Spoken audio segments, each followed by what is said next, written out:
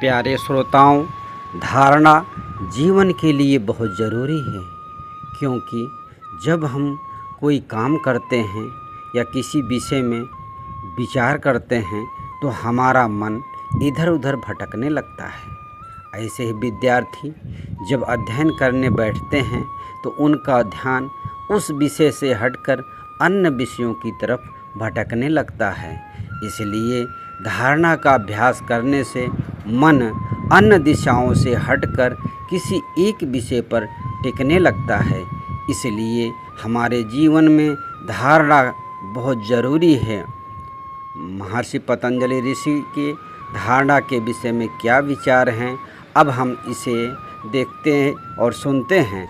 अष्टांग योग में धारणा का अभिप्राय क्या है? मन की शक्तियों को एकत्र कर उन्हें बाह्य विषयों की ओर जाने देने की बजाय एक स्थान पर केंद्रित करना धारणा कहलाती है। मनुष्य को इंद्रियां बाह्य जगत का सीमित ज्ञान प्राप्त करने के लिए मिली हैं। जितना अधिक इंद्रियों से विषयों को ग्रहण किया जाता है, उतना इंद्रियां प्रबल होती जाती हैं, जो धारणा में अवरोध उत्पन्न करती हैं। ज्ञानेंद्रियों को आत्मानुभूति करने में अंतर्मुखी बनाया जाता है। जब तक हमारा इंद्रियों पर नियंत्रण नहीं होता, तब तक धारणा और ध्यान का विचार ही निरर्थक है। जो व्यक्ति निरंतर यम, नियम और आसन आदि से एकाग्रता प्राप्त करता है, प्राणायाम के अभ्यास से प्राणों को वश में कर लेता है, शरीर की प्रणालियों को स्वच्छ करने का नित्य अभ्यास करता है, उसकी इंद्रियां मन सहित बाहर के आकर्षण से हट जाती हैं। विषयों के साथ उसके संपर्क में संयम होने लगता है। बाहरी वस्तुओं को लेने की लालसा, चाहे उनकी आवश्यकता हो, नियंत्रित होने लगती है। यही अभ्यास धारणा को जन्म देता है। पतंजलि ऋषि ने धारणा की परिभाषा इस तरह की है: देशबंध चित्तस्य धारणा, अर्थात चित्त का किसी स्थान विशेष पर ठहर जाना या बंध जाना धारणा है। यह विशेष आंतरिक भी हो सकता है और बाह्य भी, पर वह वस्तु विकार रहित हो। शुरू में बाह्य विषयों पर धारणा करना ठीक होगा, क्योंकि हमारी इंद्रियों की सहज वृत्ति बहिर्मुखी होती है।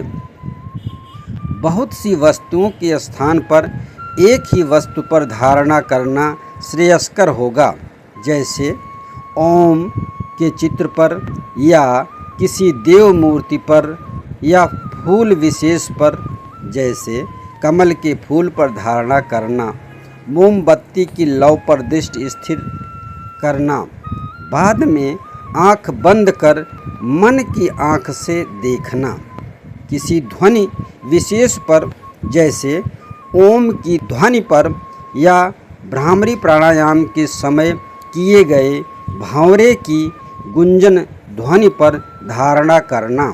जब अभ्यास द्वारा बाह्य विषयों पर धारणा में सफलता मिलने लगे तो आंतरिक धारणा की ओर बढ़ना लाभकारी होगा। आंतरिक धारणा के अभ्यास में हम अपने अंदर स्थित 7 चक्रों में से किसी एक पर मन एकाग्र कर सकते हैं।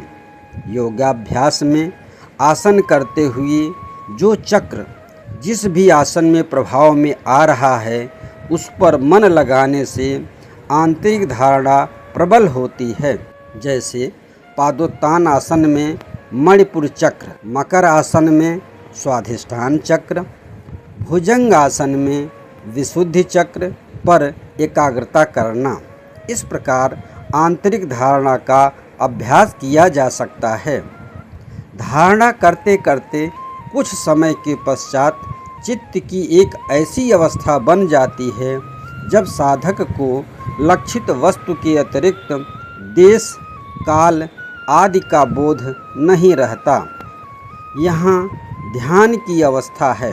पतंजलि के एक सूत्र में भी कहा गया है, तत्र प्रत्येकतानता ध्यानम, अर्थात जिस लक्षित वस्तु में चित्त को लगाया जाए उसी में एकतानता हो जाना या ध्येय वस्तु के साथ तदाकार हो जाना ध्यान है। इस अवस्था में हमें अपनी स्वरूप अवस्था अनुभूत होती है। अभ्यास काल में हमारी समस्त इंद्रियों का मन सहित बाहरी वस्तुओं से संपर्क टूटने लगता है। वह उस ओर आकर्षित ही नहीं होती जब तक कि विवेक द्वारा मन को आदेश और मन के द्वारा इंद्रियों को संकेत न जाए। अतः धारणा की साधना से इंद्रिय संयम हो जाता है। व्यवहार में भी धारणा करने से विद्यार्थी परीक्षा में उच्चतम अंक प्राप्त करते हैं। अतः धारणा हमारे भौतिक जीवन के लिए भी बहुत ही आवश्यक है। सुनने के लिए बहुत बहुत धन्यवाद।